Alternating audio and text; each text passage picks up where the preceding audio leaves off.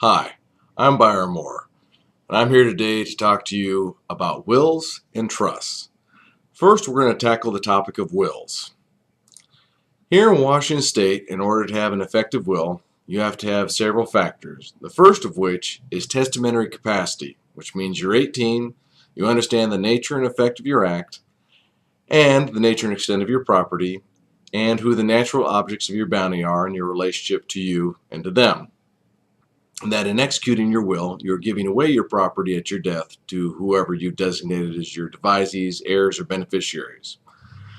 Now, in order to satisfy the intent requirement, the intent has to be that the actual property passes at your death and that it is not some sort of after acquired intent, and that you actually have a knowledge of the contents. In order here in Washington State to actually have a will properly executed, which is where a lot of people screw up at, is that it has to be the will that is in writing, it has to be signed by you, and it has to be attested by 2 or more competent witnesses who subscribe to the will or the accompanying affidavit in the testator's presence and by your direction or request provided by RCW 11.12.020's requirements.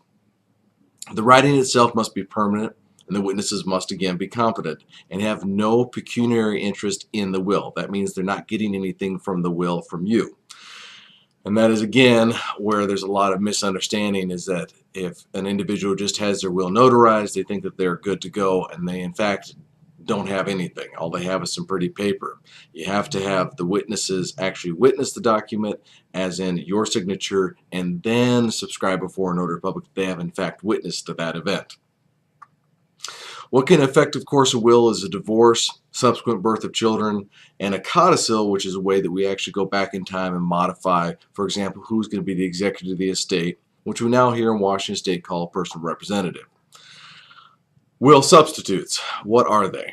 A will substitute is a way to avoid actually the probate process, and that allows the individual who is surviving the spouse or the child or someone else to avoid probate.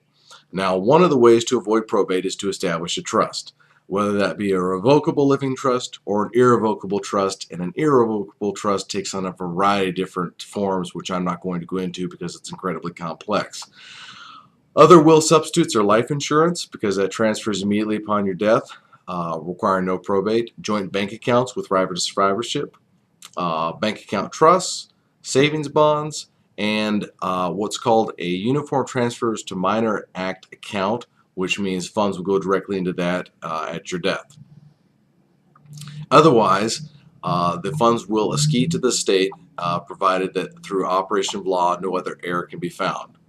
And that heir, of course, might not be who you intended.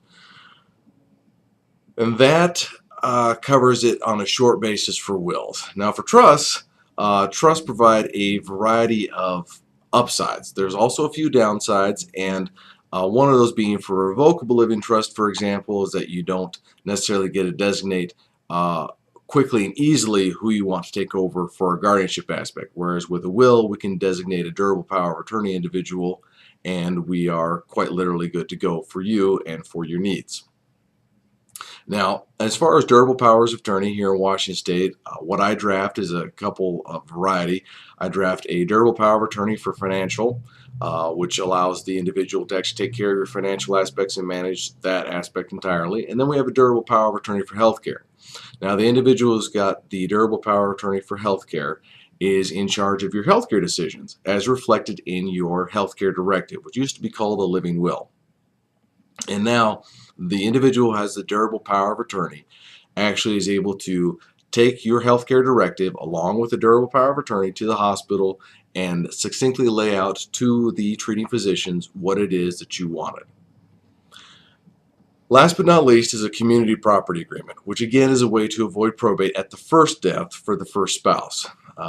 And that effectively transforms the nature of all of your property before or currently acquired into community property. So at the first death, all you have to do is go to the courthouse, file a community property agreement, and you are good to go.